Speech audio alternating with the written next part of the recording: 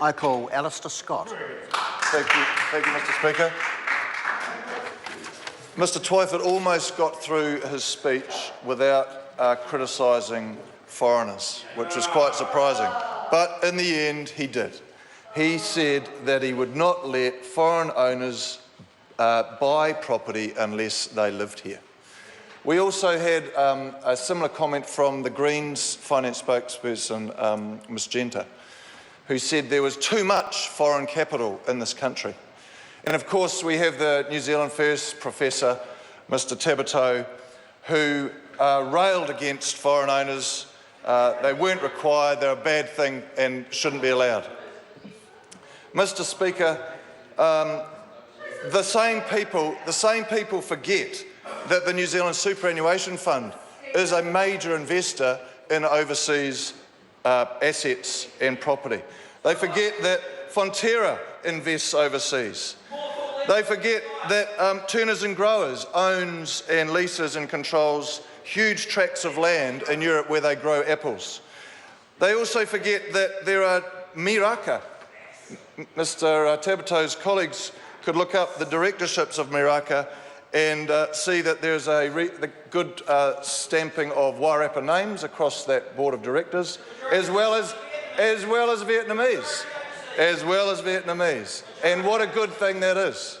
And what a good thing that is, Mr Speaker. The wine industry has foreign investment. Premier Bacon in the Wairarapa is owned by the largest food group in the world. Mr Speaker, this is a good thing. This is a good thing. Foreign investment is a good thing for New Zealand. It is a necessity for New Zealand, and it must continue for the benefit of New Zealand. And houses, Mr Speaker, is but one class of asset. It is of one class of asset alongside the share market, alongside the bond market, alongside the house market. Mr Speaker, this bill fine-tunes and reinforces part of the Income Tax Act that already exists around land purchase with the intention or purchase of selling. Mr Speaker, this is a good bill. It captures speculators, it taxes them fairly, and I commend it to the House. Oh, good speech. Members, this debate is concluded. The question is that the motion be agreed to. Those of that opinion will say aye. Aye. To the contrary, no. The ayes have it. Party votes called for. Ask the clerk to conduct a party vote. New Zealand National. 59 votes in favour. New Zealand Labour. 32 votes in favour. Green Party. 14 votes in favour. New Zealand First. Votes opposed. Order. Order. Votes are taken in silence. Māori Party. 2 votes in favour. Act New Zealand. 1 vote in favour. United Future. 1 vote in favour.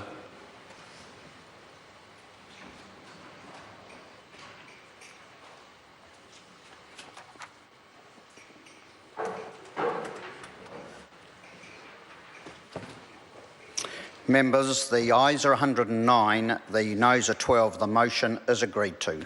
Taxation Bright Line Test for Residential Land Bill, first reading. The question is that the Taxation Bright Line Test for Residential Land Bill be considered by the Finance and Expenditure Committee. Those of that opinion will say aye. Aye. To the contrary, no. The ayes have it.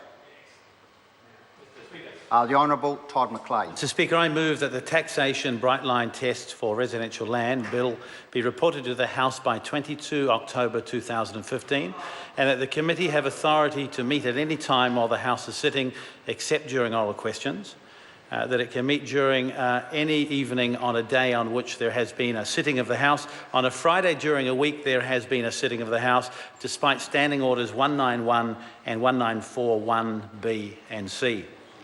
Mr Speaker, our tax system relies on voluntary compliance with our tax rules. For the most part, taxpayers do the right thing and pay their taxes and meet their tax obligations. Inland Revenue works to help people understand and meet their obligations, but there remain those who avoid those obligations.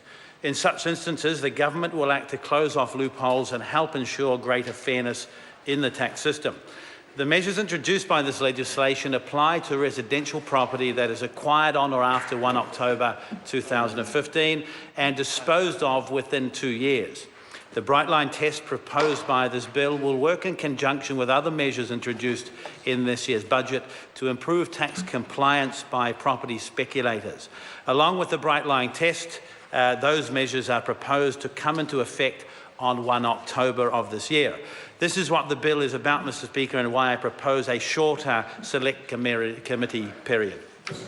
The question is that the motion be agreed to. I call Grant Roberts. Mr. Speaker, what an outrageous proposal from the Minister.